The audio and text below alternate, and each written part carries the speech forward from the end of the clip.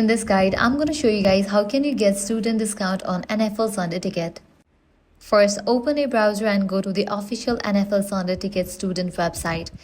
You can also find the link directly through Google by searching NFL Sunday ticket student discount.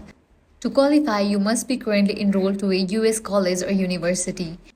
NFL partners with third-party verification services like SheerID. You'll be asked to provide your school email address or upload proof of enrollment, such as a transcript or student ID. Once verified, log in using the Google account you will use for YouTube or YouTube TV. This account must be tied to your subscription. After verification, you'll see the discounted student pricing. Follow the checkout steps to subscribe.